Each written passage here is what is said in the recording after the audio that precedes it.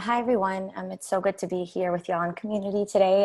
My name is Kausar Mohammed, pronouns she, her, hers, and I'm a co-founder of Shift. So we're a racial justice and gender justice consulting firm run by women of color. And us gathering here today as POCs, as South Asians, that's resisting part of white supremacy, and one practice that's essential to acknowledging that is that here in the US, we all occupy stolen land that was stolen violently from indigenous folks.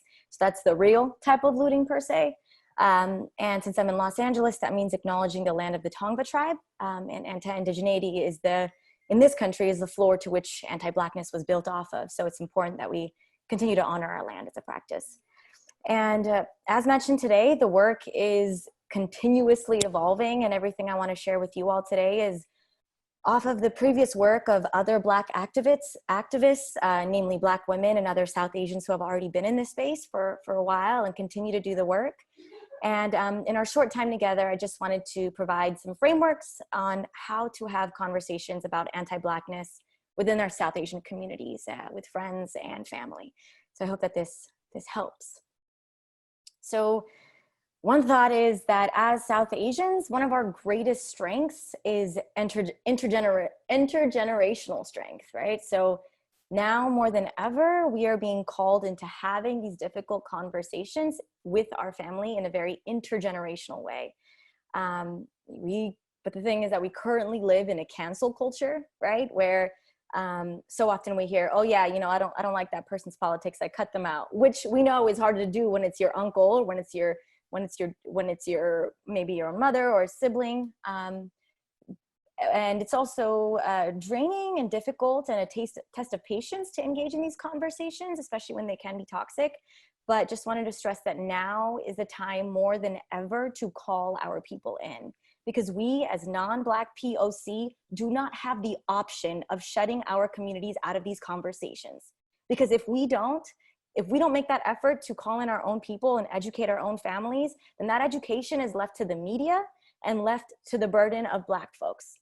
And if we aren't willing to sit in these difficult conversations with our own people, then who will?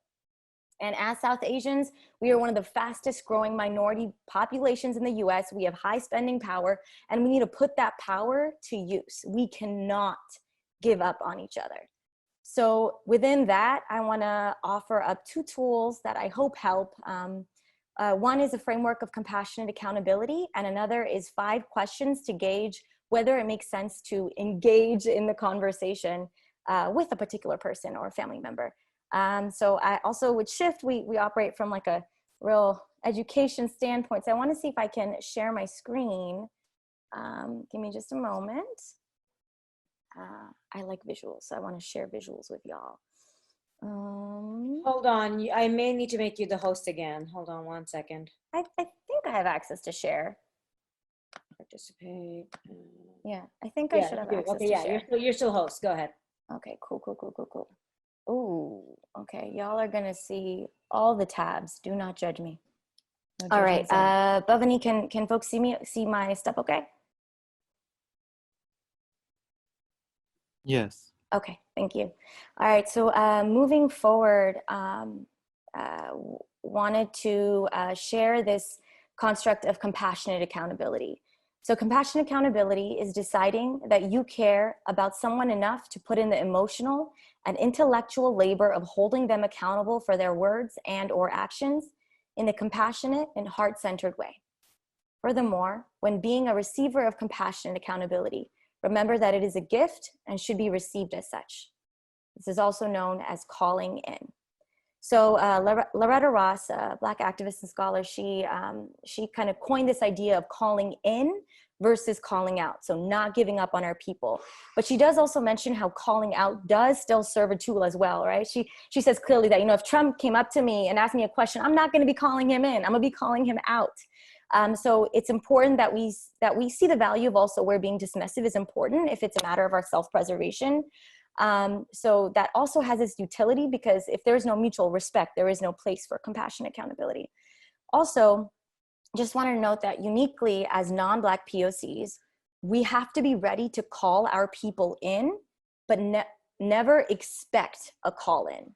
because a call-in is a gift. And we as South Asians have our own privileges and prejudices we need to unpack. So to be expected to be called in by maybe someone from the Black community is an unfair expectation. And I say that specifically because in some spaces, the word call in has been weaponized by, I don't know, white folks or non-Black POC expecting a certain hand-holding in the journey of self-education.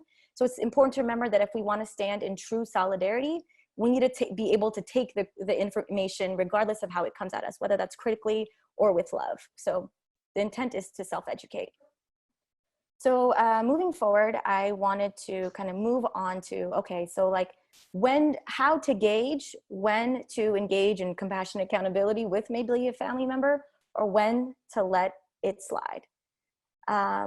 So something we really love is Maka Ali. She is a Black Muslim American woman who has this really great podcast called Identity Politics.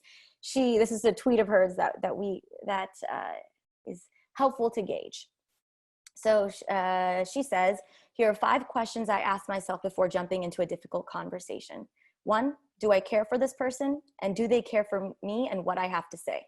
2, do I sincerely want this person to do better? 3, do I have the emotional capacity and patience to engage? 4, do I have the knowledge and resources that this person lacks? And I also want to stop and point out that a big part of being able to engage in these conversations is the self-education, which so many other wonderful folks before me in this town hall have been speaking about this, the importance of self-education. And then, do I believe that this person has the ability to grow and change? Allah is interchangeable with whatever, but either way, you get the point. And a bonus question is, am I able to separate the behavior from the person and speak without insulting the character of one who has erred?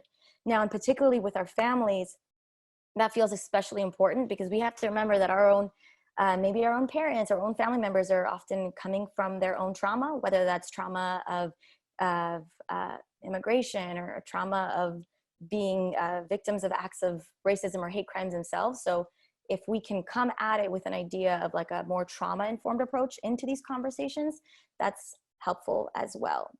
And we have to remember that self-preservation is the most important thing, because as Sumi said before, social justice is a marathon, not a sprint. So we have to be able to pick and choose our battles and use this tool of compassion accountability in constructive ways. So on that, just some final thoughts is the importance of self-education, as Halima really mentioned really well, and all these resources that people are coming up with are a great way to self-educate. Trusting Black leadership who have been doing this work.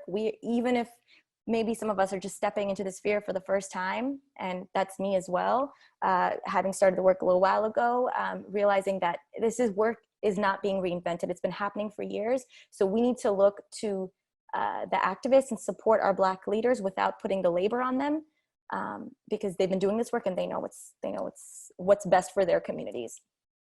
And finally, I wanted to end on a quote that I feel really guides me in regards to this idea of self-education or embarking on these difficult and scary conversations.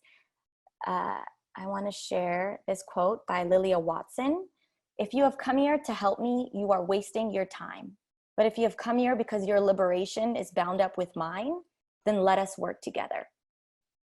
And I think that's a very good guiding education in terms of, if you're able to answer that for yourself, why this liberation is tied to you, then anyone in your circles around you who cares about you, your family, will be willing to listen to why the liberation of the Black community is bound to yours.